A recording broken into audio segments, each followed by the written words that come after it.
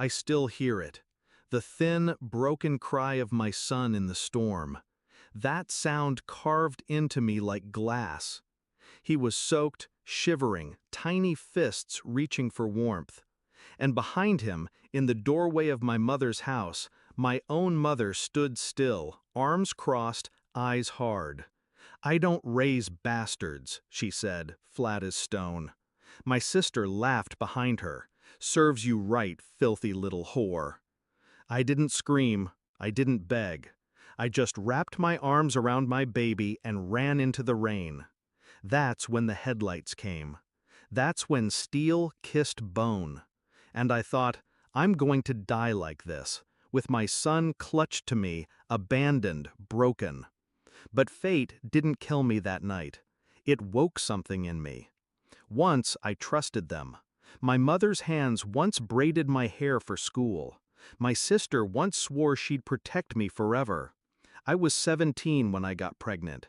My boyfriend vanished before the test turned blue. I expected my family to hate me.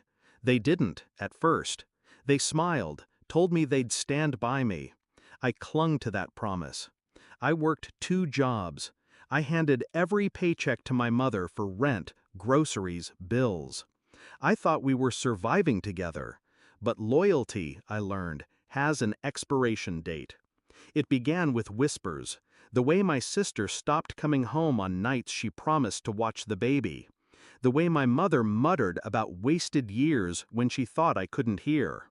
One evening, I came home early. My son was screaming in his crib. The TV blared.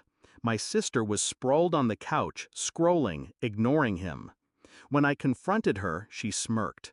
"Maybe if you weren't such a screw-up, Mom wouldn't be stuck with us. He's not my problem." I should have left then.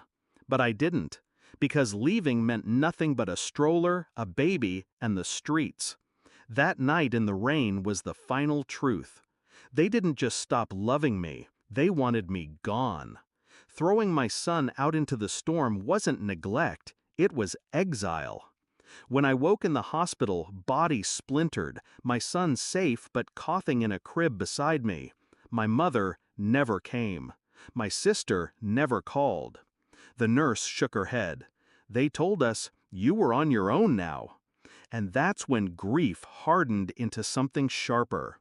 Not rage, not sorrow, a plan. Revenge is patient. I played the obedient daughter one last time. I signed over nothing. I kept my distance, quiet, watchful, and I started building.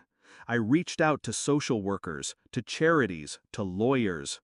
Every night while my baby slept against my chest, I researched. I found what I needed, the truth. My mother had been pocketing the welfare checks issued under my name. She was using my ID to claim food stamps, housing credits, while making me pay her rent in cash. And my sister? She'd been posting online about raising my child, spinning herself as a saint. Donations poured into her account, thousands, money meant for my baby. They didn't just betray me, they profited from me, from him. I didn't scream, I didn't confront, I documented. Screenshots, bank statements, witnesses. Every lie, every theft, sealed in files under my name. 6 months later, my mother threw a birthday party for herself. Flashy, rented hall, all her church friends invited. My sister live-streamed it, showing off her perfect family. They didn't know I was watching from across the street, baby in my arms, a folder in my bag.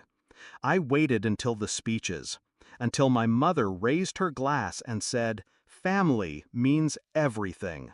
That's when I walked in. Quiet, calm, every eye turned. My sister's face dropped first. My mother's smile froze. I didn't raise my voice. I didn't cry. I laid the folder on the cake table. Bank records, welfare fraud, screenshots of my sister's donation scams, photos of my son left outside in the storm. Gasps spread like fire, whispers turned to shouts, and then I said the one thing they couldn't ignore. These have already been filed with the state, with the IRS, with the police. Tonight is just the preview. My mother lunged at me, hissing, "You ungrateful!" But the room wasn't with her anymore. Her friends stepped back. Her pastor looked away. My sister tried to laugh it off. "She's lying!" But someone pulled up her donation page, the comments, the dates. The evidence was undeniable. They weren't saints anymore. They were thieves, frauds. And I stood there, holding the child they had tried to discard, while their world crumbled. The investigations took months, the fallout longer. My mother lost her benefits, her house.